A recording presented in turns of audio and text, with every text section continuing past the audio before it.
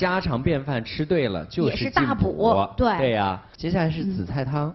紫菜汤我喜欢吃。这个我们倒是。对，我也经常吃。这个是所有很多人吃。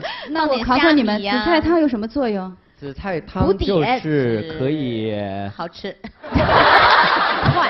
方便，对，然后又有味儿，味道好。而且我经常会在里面加一些虾皮儿。Me too。对，反正我觉得海产品多少都补钙吧。对，紫菜虾皮，然后放点香油，放点盐，呼噜呼噜一碗就汤。对，没有别的作用了吗？还有在国外吃不到中餐，全是冷的时候，喝一碗紫菜汤。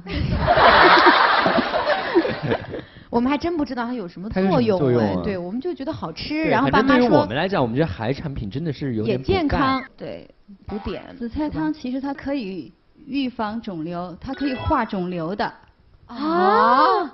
真的吗？就是预防癌症吗？对，防癌的。对，并且就是得了肿瘤的人，就多吃它作为一个保健的食品，它是可以化的。它有化肿瘤的功效。你看咱们总问说韩国片，哎呦过生日流着眼泪在这吃海带汤，我们都会想这不有什么，这有什么新鲜？是紫菜汤吧？嗯，海带、紫菜都是作用是差不多的，它都是化肿瘤的。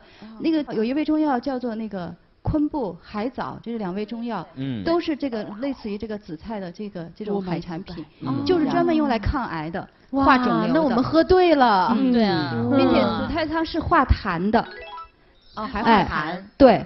所以你经常喝点这个紫菜汤，就可以预防什么肿瘤啊、那还有你经常那个海苔呢？也是一样的，也是这个作用。对，但是买点那个零食吃就可以了，零食上火。那个零食有添加剂啊，您就注意一点。日本人啊，好喜欢吃海苔的，裹着米饭呐，任何的菜啊，他都加一点包饭啊什么的，抗癌。你看日本人很长寿的，对，这个跟他们的饮食很有关系的。